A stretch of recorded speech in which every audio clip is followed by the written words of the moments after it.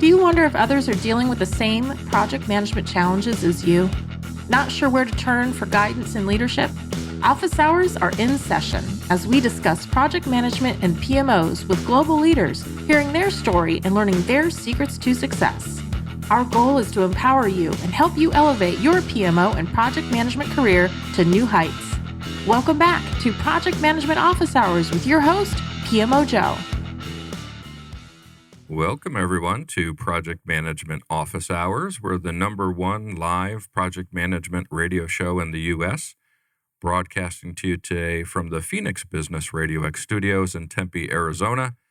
I'm your host, PMO Joe, and for the next hour or so, we'll be talking project management and strategy and a few other items with our special guest. Just want to let everybody know that we have a couple of firsts today. This is our first doubleheader. We're actually going to have 2 live shows. We're on now, and then at our regularly scheduled 11 o'clock a.m. Arizona time, we'll be live as well with Erica Flora. The first on that show. This will be our first live in-studio guest since the pandemic. So 2 shows in one day, and nice to be back in the studio with one of them in person. Also want to let everybody know about an event coming up in September. The Arizona State University Project Management Summit will be on September 29th. It's going to be an online virtual conference, free for all to participate.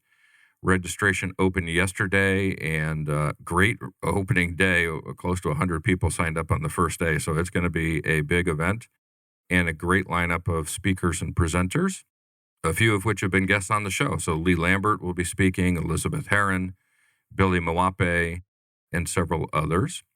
And also, regular listeners know I'm one of the founders of VPMMA, the Veteran Project Manager Mentor Alliance, a nonprofit organization helping veterans transition into the civilian PM world.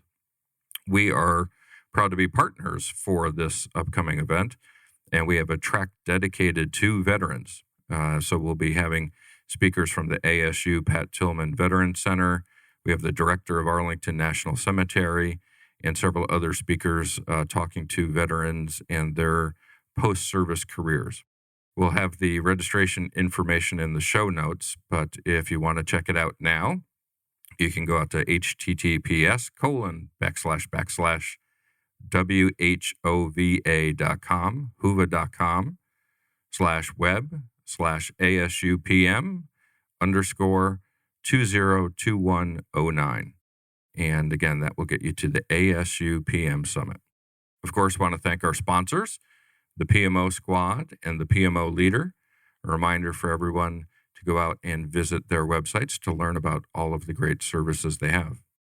And so for today, our special guest, super excited to have one of the leaders in our industry, Antonio Nieto Rodriquez. Antonio, thank you for joining us. Thank you, Joe. I'm very happy to be here with you and glad we could make it. Unfortunately, we had to postpone unforeseen, but now we make it. And I look forward to a great exchange. I appreciate a lot what you're doing. So I'm sure we'll have a good discussion. Yeah, my pleasure. Obviously, most everybody out there listening should know who you are, but in case there's some newbies in our industry, care to take a moment just to say hello to them and share a little bit about your story and who you are and what you've accomplished? Sure, a pleasure. So maybe the most relevant piece is that I was the chairman of PMI in 2016. I spent 6 years in the board of PMI. One of the biggest achievements, I would say, I pushed very strongly to launch the Brightline initiative, which clearly is an area where I've been focusing for the last 25 years, which is connecting projects to senior executives in strategy. I've worked in PwC for 10 years, 7 years in BNP Paribas Banking, the one that sponsors Davis Cup and Roland Garros. And then I've moved to pharma. I've been working in GSK, first director of PMO, now currently working on the sustainability transformation, which is one of the most exciting areas. I've been a practitioner, but also at the same time, Joe, I developed an interest for sharing and teaching. And I was not like the great student or just passing, but I once went to, I did an MBA, and the first class was like an eye opener. First time ever that I learned in the class from a teacher, like without any effort, making magic, teaching through case studies and entertaining. And I said, I want to be like that. I think most of the project management training that I've had follow was super boring. Probably the most boring trainings I ever had for 5 days. And I said, we need to change that. We need to make project management more attractive. And so I started writing. I've written 3-4 books, Focus Organization, the Project Revolution, Lead Successful Projects for Penguin, and my recent book coming out now in October is for Harvard Business Review. So my purpose in life, Joe, became clear when I was fired from my job. When the senior leader said, "Listen, project management is not something fancy; it's something that anybody can do. It's very tactical, and companies will not buy project management at high rates."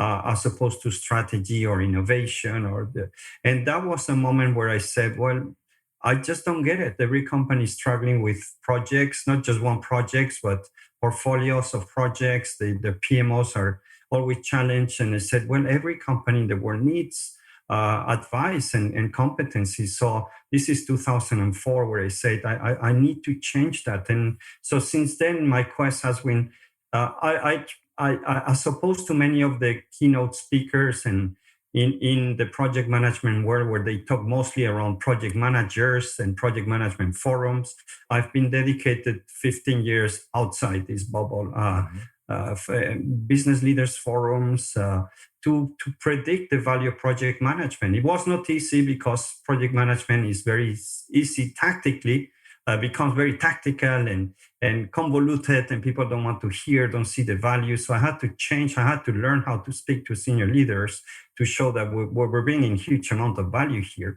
And that's how I went into Thinkers 50 to get that recognition, not just for me, but for the profession. It was the first time in 20 years that they recognized somebody telling stories or thought leadership around project management. They've been always the same topics. And I say, guys, we deliver. So I got the Thinkers 50, the top guru. So trying to get not just for me, but for the profession, that recognition that we don't have, and I think we deserve. And that has been my quest, my purpose in life is to make sure that we are recognized. And the book with Harvard Business Review is that cherry on the cake. It's just saying, well, now Harvard is also interested in projects and they want to reinvent it. And they see a huge gap that they've not been covering, just talking between us, that now they suddenly see, well, this is an area not just for project managers, but executives too. So this is a very long introduction about me, Joe, but you can really see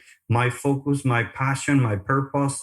And I keep, enjoying what I do and talking to people like you, learning every day. I think the world has never seen more demand in project management that we are today and in the next years. Yeah, thank you so much for that. And you and I have talked before the show a couple of months back, and that we had so much in common, right? You speak about passion and purpose, and of course, the purpose-driven PMO is our focus with the PMO squad. We have that in common. I spoke earlier this week to a SIM chapter, the Society of Information Managers, about the ROI of project maturity, not the benefits of project management, but how within the organization we can develop and produce ROI by the organization alignment to delivery and strategy, right? Project management, remove the word, it's delivery and strategy, and how we can help organizations achieve their goals. So I'm really looking forward to today, because it's not me saying this, it's somebody that's a leader in the industry who's saying the same things. And I think you can share some of those stories and some of the entertainment that you talk about to be able to help the industry recognize what's in front of us, right? And what the future looks like for us. Sure. So if, you shared a good introduction, obviously, we learned a little bit about you and your interest, of course, with project management and strategy. But tell us a little bit more about the strategy or Strategic Institute and where that came from, how that came about, and how that's helping change our industry.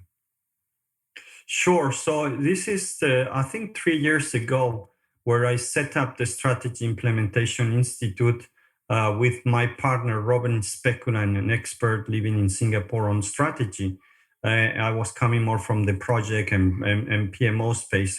And basically, the whole idea of the Institute came to mind because I felt there was a big need in the space of career development for project management professionals.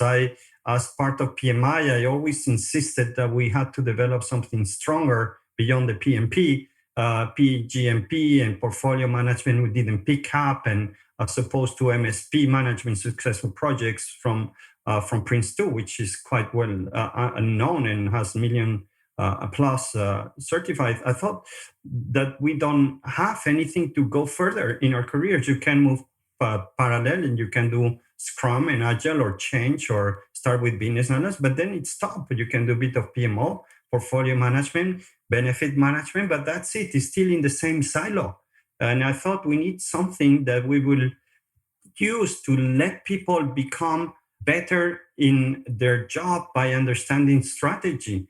And I realized that strategy is not just the point of the triangle in our careers, but strategy, when you know about strategy implementation, it opens the door for a different world. You can move transversally, you can really opens a lot of doors. So the intent of this Strategy Implementation Institute is to provide people like us, experts in project management, the means, the tools, the knowledge, the community to get better and progress in their career, and not just move out one level, but move out different levels in their career, opening new doors.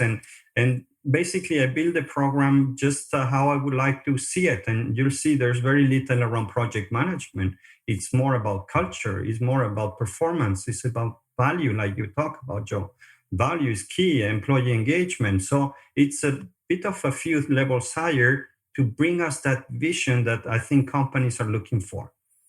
Yeah, one of my favorite quotes that I like to use is from Morris Chang, who is the former CEO of Taiwan Semiconductor. And he says, strategy without execution is useless, and execution without strategy is aimless. Right. And if we think about that, that's, who knows the percentage, but let's say it's 90% of the companies in the world aren't aligned to strategy for their delivery. And therefore, they're doing work. They're accomplishing things.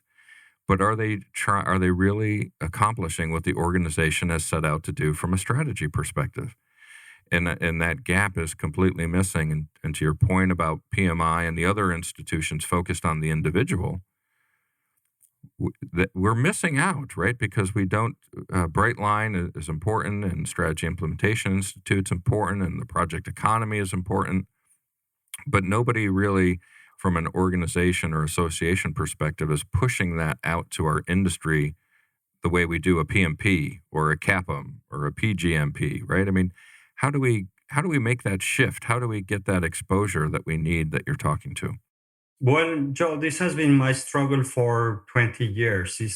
And I think we got to the point where people acknowledge that they need to build those competencies, that they need to increase their maturity in terms of implementation. It's just always very hard to find the right sponsor who's going to say, well, we're going to invest now in these skills, these competencies. And I know it's not going to be a short-term return, because when you build competencies, it takes time to deliver. So I found that quite frustrating for many, many years, where people realize, well, we're a mess managing projects. We actually don't know how many projects we have. Recently, I've been talking to several companies. They say, well, listen, we are 500 employees. We have 800 projects. And say, how can you have more projects than people? They have to still do their day-to-day job. Well, yes, because it's a mess. And the more speed that the world is going to, and I always say we're moving from the world driven by efficiency, which required a lot of elements that we've been using in the past, hierarchies and culture, command and control disciplines, COOs and deep experts. And we're moving to a world driven by change. And And when change is the driver, everything is different. Your culture is different. Your structures are different. I always challenge a bit PMOs because if you look at the PMBOK or any other methodologies around PMOs, the PMO is a box in a hierarchy. When we're saying hierarchies are disappearing, are becoming flatter, then PMOs as we know them, they're dead. CEOs, chief operating officers are dead because operations is becoming automated and it's a fraction of what it was in the past. So I think we see a lot of change, and that is being recognized by leaders. I think the other challenge, Joe, is knowing how to sell. I think if you look at the great salespeople, they sell value. And they can't commit even to say, well, I don't get any money if I don't deliver value. And so far, we've not taken that step. I think we talk more about deliverables, we talk about milestones, but I think we need to step up and really focus on impact, value, benefits. And that we've not done so far. Often, we don't know what's the value of our projects. We don't know what they're going to deliver, let alone the portfolio. So I think there's a long way to go in that space, but we need to catch up very quickly. Yeah, I was talking again at the SIM Houston chapter, and we talked a little bit about the difference between SROs, Strategy Realization Office, and PMOs, and it's the evolution, right? It's the PMO should have been doing this all along, and since they weren't, executives have developed a first impression of them that immediately thinks they're bureaucracy and their overhead. So their only way out is actually to rebrand themselves. And to focus on SROs, but a lot of the same activities are there, except the focus, the mindset is different, right? We have to change that mindset. So as a project manager, right, a lot of our listeners are project managers. They're not PMO leaders. They're people in the trenches every day. What can they do to start thinking like a strategic implementer, right? How can they make that shift within their career? Well, I think it's very recently, but often I start to hear more that people are let go from their jobs. They need to reinvent. It's like reapply to another jobs. And this happened, for example, in ING, the big bank, Dutch bank, where they really went for an agile transformation, agile at scale. And what they did is they got everybody without a job. And now you really need to reinvent yourself. And I think PMOs, we've been in a comfortable space. We've been challenged, but we know what the easy kind of things, that methodologies and templates and tools. But I think my suggestion is think about if you are tomorrow out of job, how would you reinvent the PMO? How would you brand it? Where would you focus on? How would you use technology that we've not been using so far? How would you show the value that we've been talking for many years and we've never delivered clearly? So I think it's maybe taking that step where we say, well, tomorrow we don't have a job anymore. The PMO disappears. How do you want to position it? And feel that pressure, feel that challenge where you really need to think deep. And I, like you, Joe, I fully agree that we need to move upwards. We need to think more strategically. There's nobody better placed to act as the strategy implementation office than the PMOs if they reinvented themselves, if they move up from the back office to a front office where they say, well, I'm going to make sure that these 20 top projects get delivered.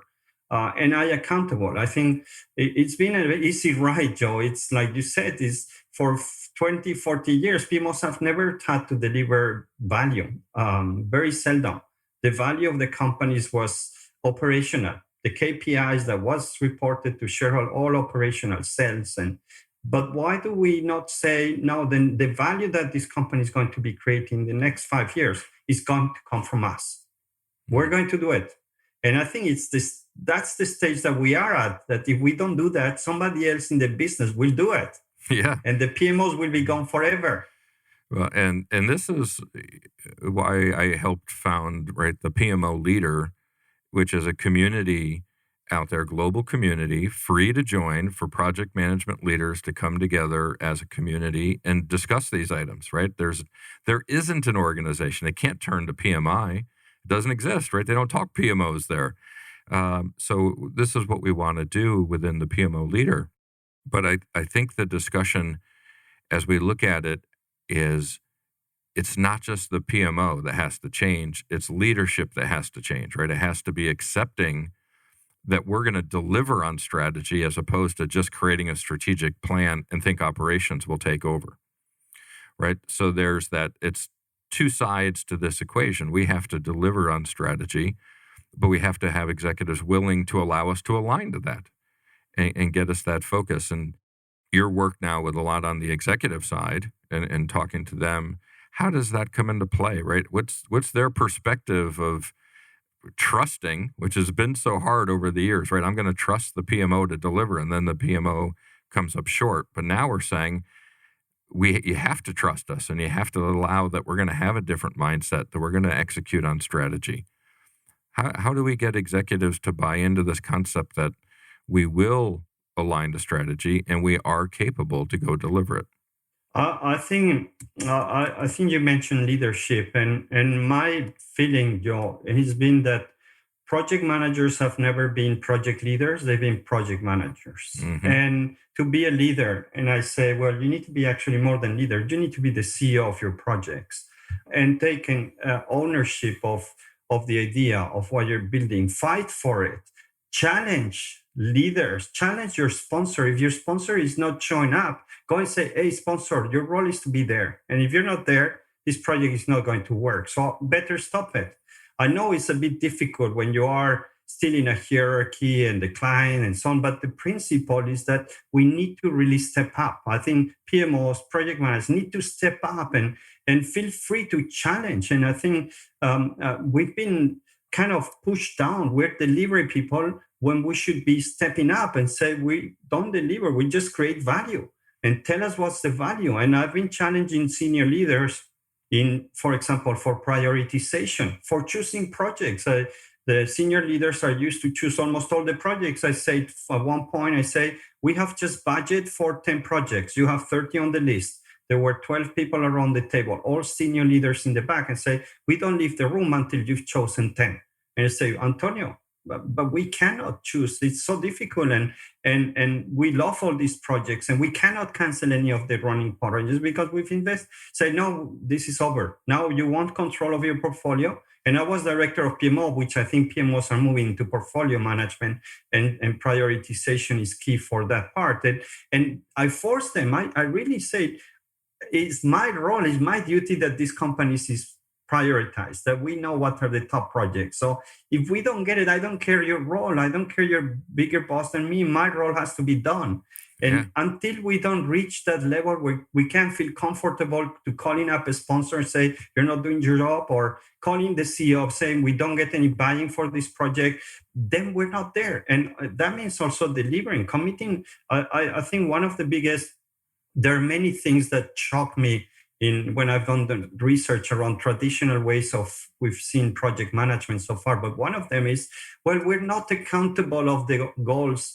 We're not accountable. That's the sponsor. We're just responsible. It's like you're managing a football team and you don't responsible of the scores, right? That's not your problem. Yeah. And I think that's what really needs to change in PMOs, in project managers, is step up, be the owner, be the CEO and fight for it, and tell anybody that you need them, tell them. Don't be afraid of challenging. Don't be afraid to put your project at stake and say, we stop it. I've done it. And they get scared, and then suddenly they start working with me.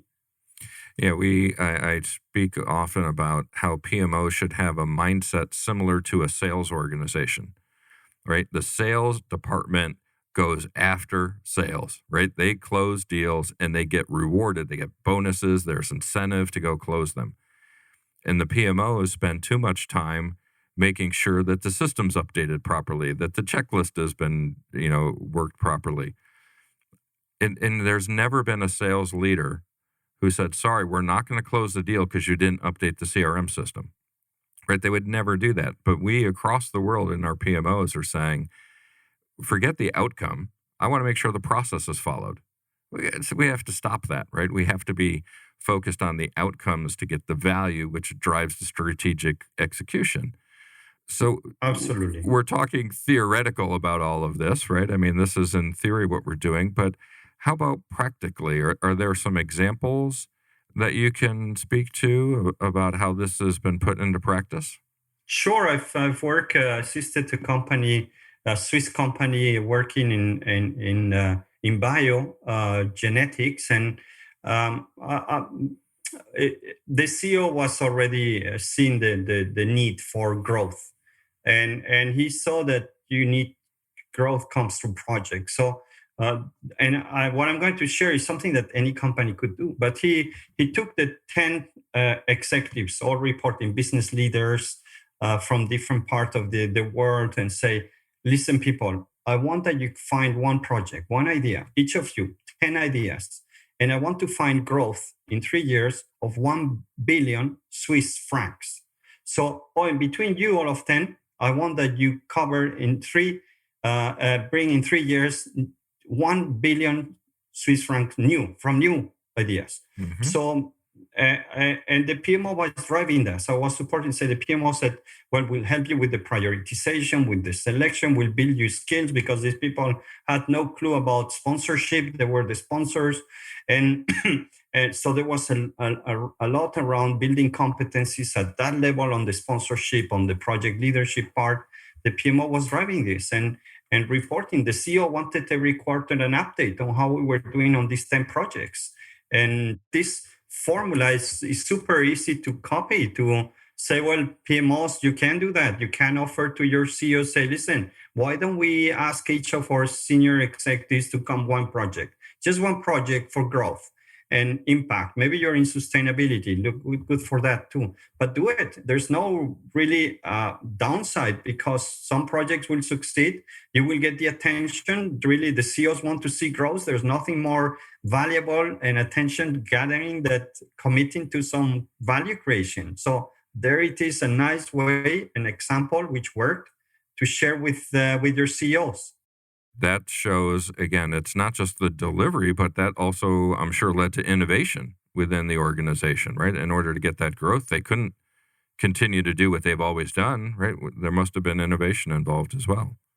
Absolutely, it triggered from the start the innovation and accelerating some of the ideas that they have been dragging on for 6-7 years, and suddenly they became priority. We're going to invest. The CEO said, "I'm having here resources to put in place if you need that." Of course, it that kind of project triggers some of the weaknesses when you are not project driven, when you still work very much in silos. So many of these 10 projects require resources from different part of the business, and then say, what is in for me if I put my resources for your project? So this was great, because it was not just about delivering the value, but it was building those competencies and showing to the CEO that there were also some structural changes that need to happen. And this was all facilitated by the director of the PMO, who was actually reporting to the CEO. So that of course is a big advantage. Yeah, and obviously we're living in a global pandemic now. Hopefully we're closer to the end than we are the beginning, but we can't control how this will play out. But it also created the need for companies to innovate and change the way they operated, right? I mean, how have you seen the pandemic has changed the world of project management? There's a couple of learnings, Joe. I think, and this is something that I really worry that if we don't bring forward or make it clear to everybody, we'll just forget. There are two big things I want to share.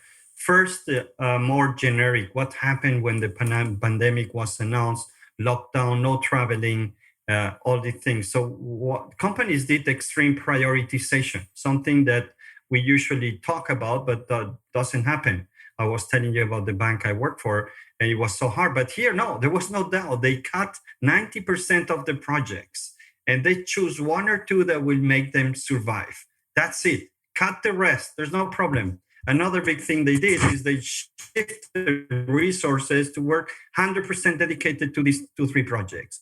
Usually people work 10% of their time, 5%, which is useless. Better don't work. But here they didn't doubt. And in one day to another, they had the best people working in the most strategic projects.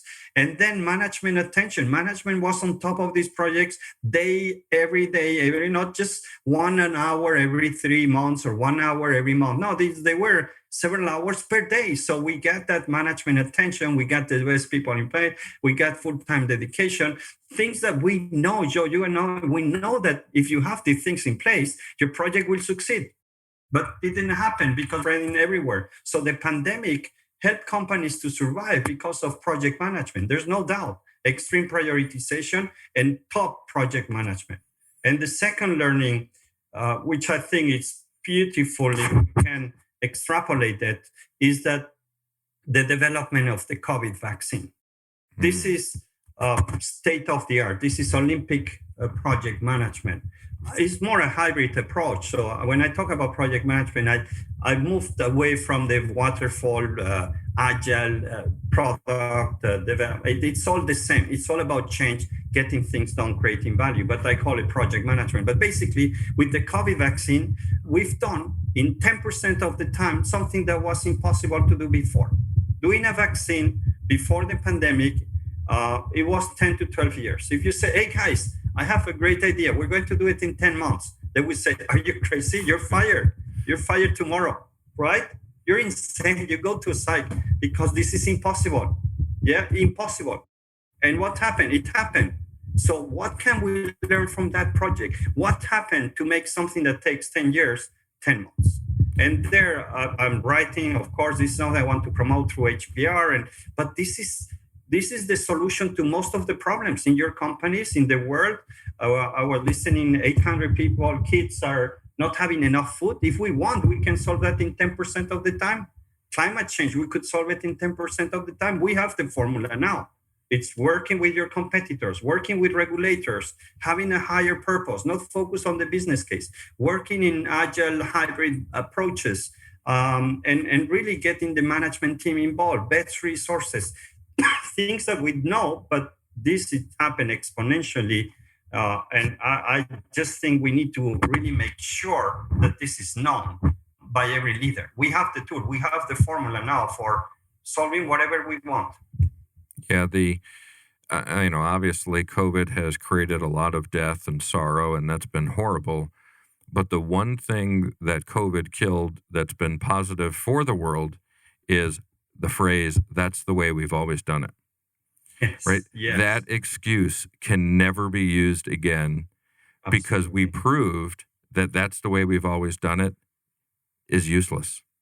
It's useless. I agree. We took 10 years of digital transformation roadmaps and pushed them out in a week, right? We had the world changed on a dime, so we know it's possible. I'm with you. We can change the world. We have changed the world when we want to, and the world will never go back, right? People say, are workers going to go back? They're vaccinated.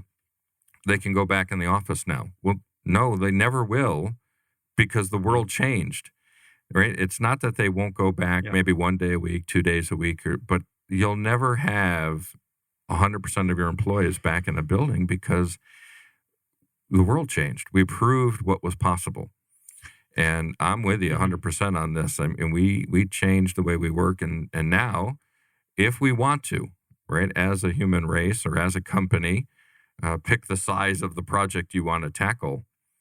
But we showed that we can go do that when the collective is working together, right? That's the power of project management when you go execute. Absolutely. So what are, we've talked a little bit about project management. We've talked about the PMOs. We've talked about the impact that we can have on strategy and the connection of strategy. But as a project manager, what are some of the skills that I need and capabilities to be successful in this new world, right? This COVID's the beginning of the new, right? So what are the next 5 years or so? What are those skills and capabilities I'm going to need to be successful? Well, there is, I think there's a big shift. And I call the current project managers and change managers, and so I call them generalists. And what I think the world needs is deep generalists. So what does it mean? It means that people need to develop different tools sets, meaning it's not agile, scrum versus waterfall. It's both. It's agile, scrum, waterfall, but also understanding product development, understanding change management, understanding why not Six Sigma. Many of the projects can be done in continuous improvement mode. Design thinking. I think this is something that we've not heard so much. It was one or the other, focus on one thing. And I think the opposite. I think we need to build all these tools. Maybe you can have one or two areas where you're stronger, but don't just push away Agile or Scrum. Learn about that. So I think there's a lot of learning in that space, Joe, on those tools and methods and expanding that tool set and knowing when to apply, agile, hybrid, or traditional. I think this is a big space. The other big area for us to learn is that I found out that our current project life cycle is super narrow. And I didn't realize that, but I don't understand why all the methodologies in project management ignore innovation. Just say, we don't care about what happened in innovations. It's not my problem. You start when the idea has been chosen. Sometimes even the business case has been made. And then from there, you take and make a project, a plan, a scope, and then implement. And then what happens after with the product? You don't care. This is amazing. I don't know who came with this project. I said, I don't care at the beginning. I don't care at the end. I just do the middle, right? And it's just insane. It just doesn't make sense. Maybe it was making sense 40 years ago, but why should not you care about what happens after? So, especially with the introduction of artificial intelligence, machine learning, and getting rid of all the admin work, where we do a lot of admin work, actually PMOs and project managers, 50% at least, getting rid of that, we can play a role in innovation. We can be facilitators in innovation. We can know design thinking. We can know which idea is ready to be a project, which idea should be using more lean startup approach. Of course, we need to do what we're good at, the implementation and the planning, but then sometimes run what we built. I don't understand why we never run what we build. There's nobody that knows more about what the project does than the project leader, right? Why do we need to run away and give it to somebody, if we find it, to take over of the tool, the product, the organization that we're building? So I think there is a huge need to expanding our scope in your project lifecycle, early phase, later phase, focus on benefits and building those extra tools, including change management, product development. So, and if we don't do that, Joe, if we don't do that in the next years, somebody else will do. And it will be an operational manager or the change managers. They will take over because that's what companies are looking for. I call them end-to-end implementation specialists.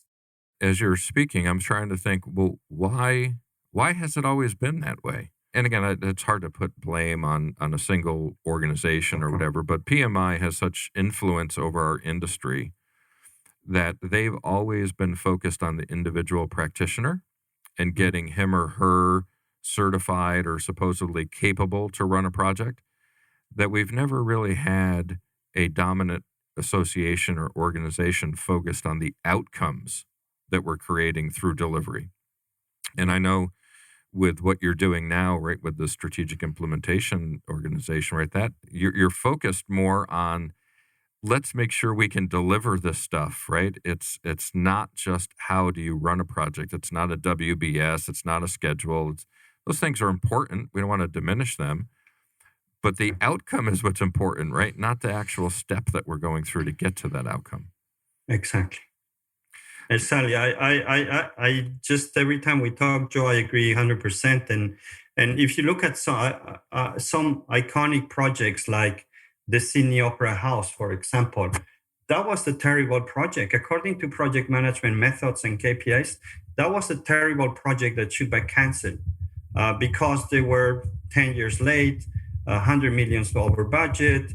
How can we say that our approach talks about the Sydney Opera House as a terrible project when after a year just delivered much more than it had cost? So there is something that we need to change. I'm trying to change that in the HBR book. I'm trying to propose new triple constraints. I I even say our triple constraint is a bit dated, and we need to. So I created the triple constraint for value creation of value creation in terms of benefits and risks that you're taking in sustainability, and one about engagement. The people, where do we know where people are? And it's the most important thing for us in projects. So far, we don't know. So I think we need to innovate. I love people like you who are trying to push the boundaries and moving from what we've been trained in, and I would not say brainwashed, but it's really in our heads, and it has to be changed.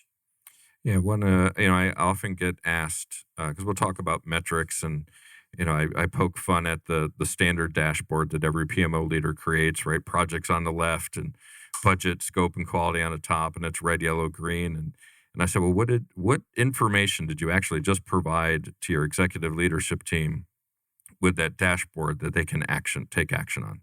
And there's nothing, right? I mean, it's just what every PMO creates. So they always ask me, well, what's a metric I could use that would be valuable? I always say, well, we'll start real simple. How about the aging of issues on your project? And they ask, well, why would that be important? I said, well, if an issue is blocking you from accomplishing a activity on your project, usually it requires a stakeholder or a sponsor to help you clear it. If those issues are long, that means you're not getting the leadership you need, the support you need on your project, which is preventing you from doing what you need to do. It's slowing down the outcome, right? Whether we're green on budget doesn't matter if we're not actually achieving something, right? So with that sort of mindset, what are some other examples that you can think of that a project manager or a PMO leader or an agilist can think about that is that different mindset, right? There has to be, someone has to flip a switch in every delivery expert in the world and say, you go from project management, which you mentioned, and you change it to project leadership. And what's an example that you can think of where they can have a mindset shift to be able to start thinking about the outcomes over the actual management of work? Yeah, I'll share a very simple tool which I think is so powerful. And again, I don't understand why these methods never cover its purpose. I just don't understand why every project management methodology, every PMO starts with a business case. We know business cases are nice. They always look great. I've never seen a bad business case. They're all super sexy, and of course they want to be selected, right? But we know that this is a bit flawed, and you have optimist bias. And who talk about the purpose? Why don't we think about why are we doing the project? And you cannot imagine, I think 99.9% of PMOs and project management will tell you about their project, like we are replacing the HR system. And this is how they talk. This is our project replacing HR system. And I said, but why are we doing the project? And they say, well, because the all want is all. Say that's not why we're doing it. And then you ask them why. So the why is the most important, because basically the new tool offers a bit of a community functionality, a bit like the Facebook type of social media. And actually our employees are not very engaged. They're not happy in the last survey, and some of them are leaving, the best talent. So you're moving now from an HR system to engagement of the people because there's a community functionality. And then I asked the project leader, why? Why do we need that? Why do we need the community? Because communities will let people speak up, they will share more, they will feel more belonging. So we'll have more engaged people. And then I asked, but why do we need more engaged people? And they say, well, basically, if we're more engaged, the company will do better, will attract more talent, people will stay happy, and suddenly. But that's why we're doing the project. The project is not replacing the old HR system. Your project is huge. It's such a big project, and the purpose is to make our company more engaging for employees. And then I asked, by when? And then, well, by when? It's January 1st, 2022. And how can I measure? Well, there's a survey again in January, and we want to reach 50%. So now you're telling me that your project in January 20 is going to create more engaged people, 20% higher. And you see, this is the most powerful tool, Joe, that I know, because estimating value is very difficult. Let's be honest, and I will not be able to find a formula to do it. It's just very hard, and I know benefit structures and so on, but the purpose is something that we need to get used to it. People don't care about the business case. Nobody gets excited by a 10% return on investment. I don't know why project management methodologies never talk about purpose. Learn to talk about purpose. Learn why we're doing the project. If there's no purpose, don't do the project. You're not going to get engagement. Nobody's going to buy it. If you cannot tell me that your software is going to solve a bigger issue, stop it. So I think this is, you will be amazed. 99.9% of PMOs, project managers, will tell you we're replacing the HR system. We've been trained for that. I don't blame them. We've been trained for that. Well, and this is where you just created a commercial for my company, the PMO Squad, right? Because we have the purpose-driven PMO. That's the foundational service that we provide to clients, and we've rebranded PMO because it's such a bad name. It's purpose, measure, optimize. Simple as that. Why are we working this? How are we doing? And let's make sure we accomplish what we need by continuous improvement. I love it. And great. I'm subscribed. Yeah, this is the way of the future. And what I find is people have a hard time understanding the language of another profession, right? So if an engineer is talking to me, it takes me time to understand what they're saying because I don't understand their language. So when we say that in project management speak, people may not understand what we just said. So I like to use New Year's resolutions, right? People around the world, New Year's comes around and they say, I'm going to make a resolution this year that I'm going to lose weight.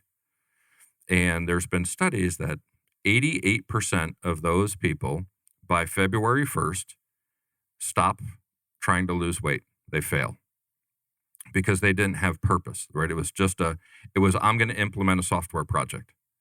That's that similar mindset. But when they take those people who say, I'm going to lose weight, and ask them why, and the answers could be, I was diagnosed with type 2 diabetes and I want to make sure that I get healthy. Or my daughter's getting married later this year and I want to fit into a dress and look good for it. Or I have a high school reunion coming up and I want to make sure that I look good for my classmates when I get together with them. By adding in the purpose, those people now have over a 90% success rate of achieving their New Year's resolution goal. So in layman's terms, what we're saying is everybody gets is if you add a why to what you're trying to do, you have a better chance of being successful than just doing it because. I love it. 100%. This is the best takeaway of the entire show that we've had in common on this. I love it. This is the future for where we're headed. And the challenge we have is we're out of time now. I could keep talking to you forever, Antonio. We've after the show, we need to reconnect and see what we can start working on next because I think we're so well aligned on how we could help one another achieve our own goals and what our purposes are in life. Would love that, Joe. Yes. So I give you an opportunity again to mention anything perhaps we didn't cover, or if you've got your book coming up, but is there anything else that you have coming up you want to share with listeners? And how can listeners get in touch with you after the show if they want to connect with you? Thank you for the opportunity, Joe. So first, just join my newsletter. It's AntonioNietoRodriquez.com. That's my website. And there's about 55,000 people following. I just created my LinkedIn newsletter, which is also coming weekly. So feel free to join and share. It's more than a newsletter. It's a forum for discussion. So I want to make this LinkedIn newsletter like the place to talk about projects, PMO, and so on. Third, it would be, yes, if you're interested to finding out more about this project management reinvented, the Harvard Business Review book is coming in September, October. Is already available for order. The good news is that I'm going to have an article in the HBR magazine, which is a trendsetter. So also great for the profession to get that kind of exposure at the top level. And the last one, Joe, you mentioned, if you really want to skill up your competencies and become a strategy implementation professional, just visit strategy implementation institute.org, and you'll find more about this program, the online course and the certification with APMG. And we had great feedback from people really experiencing in the world of projects, PMO. So thank you for opportunity to share a bit about my activities, Joe. No, it's my pleasure, Antonio. Thank you for finding time to join us. And of course, thank you to all of our listeners for coming in today or getting the download afterwards on the podcast. We'll release that, of course, next week.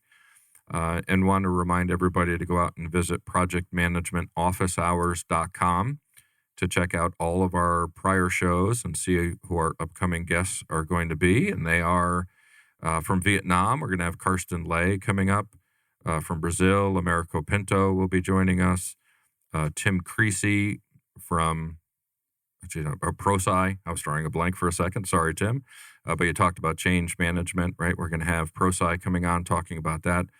From Portugal, Marissa Silva, Ricardo Vargas. And then, of course, later this morning, we have Erica Flora, who's going to be joining us here in studio. So an all-star lineup of guests from around the world joining us to share their story and their experiences. A reminder, as we learned today, right, this show is live, and sometimes we get interruptions in that feed, but we do record these and we can release these as a podcast. So be sure to subscribe to Project Management Office Hours on Apple Podcast, iHeartRadio, Spotify, whatever your platform of choice may be. And lastly, thanks to our sponsors, the PMO Squad, home of the purpose-driven PMO, and the PMO Leader, which is the global hub for information, knowledge, thought leadership, and sharing for PMO leaders from around the world. That's it for now.